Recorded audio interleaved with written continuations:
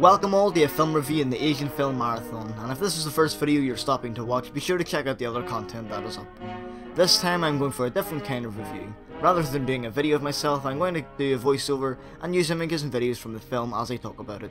As usual, I leave spoiler talk to the end of the video, and don't worry, you will be notified, because it matters to me and I like to discuss specific film moments. So let's get started, folks.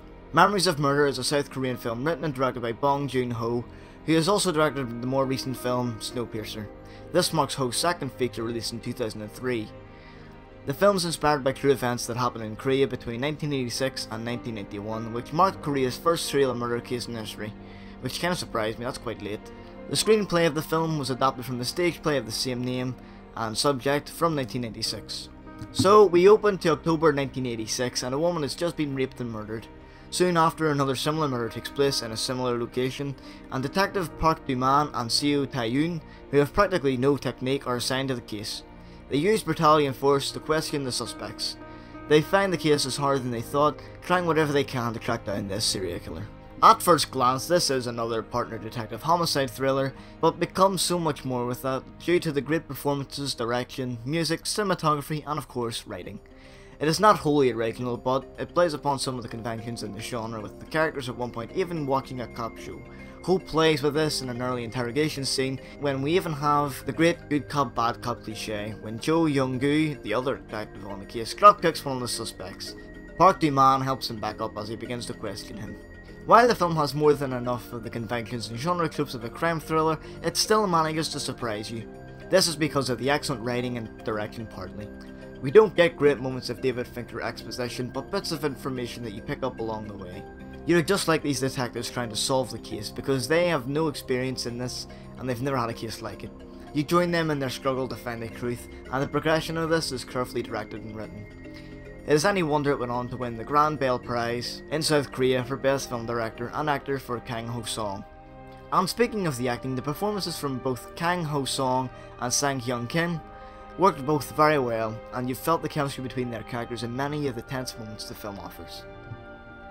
The cinematography is often hailed, and it is easy to see why. Visually, the film has a noir tone, with much of it taking place at night. With some great camera work and lighting that echoes the characters' minds, it all helps create the tension and suspense.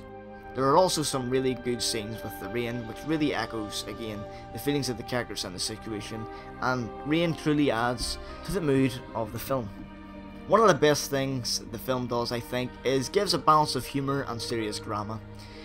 The entire film is somber, but Ho finds space for some comedy and foolery. We don't get laugh out loud humour, but moments that make you chuckle. And very quickly, the film has your jaw-dropping waiting and suspense.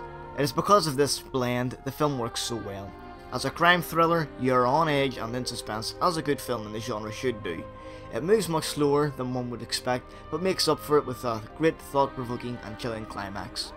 This easily goes into my favourite Korean films of all time, and so for the crime genre. 9 out of 10. Now moving on to one of the scenes that I'd like to discuss and share my thoughts on, so just skip ahead on the time code that appears on screen to avoid this a little bit. Now, you have been warned. So, what I want to talk about is the ending. The ending is, of course, not one I expected at all. It was something of an anticlimax that worked very well. The case goes unresolved, and that gives it a bite of pessimistic realism. There are many cases that go unsolved in real life, and of course for historical accuracy, they kept it true in the film. The case, which began in 1986, finally ended in 2006, when it reached its statute of limitations. I thought the ending was very well put, and for me the ending has a double meaning. When Park Do-man returns to an old crime scene, a little girl tells her about a man who had also recently visited the same place. Now for me, this meant it was either his old partner on the case, or the murderer.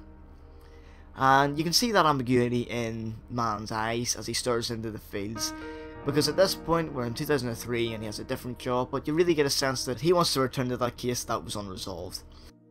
And with this stare into the distance, you know, he's either thinking it must have been the murderer or someone returned to the case, but I think it's definitely more a case of someone who had returned to it. You know, the murderer always returns to the crime, which is actually mentioned in the film also, so I thought that was a very interesting way to end the film, and it certainly made it a very strong ending. So thanks for watching everybody, hope you enjoyed this review of a film that really surprised me. I thoroughly enjoyed it, and I would love to hear your thoughts on the film, and especially the ending. Leave a comment below everyone, and I hope you stop by for more videos in the marathon. So, hope to see you next time everyone. Thanks for watching.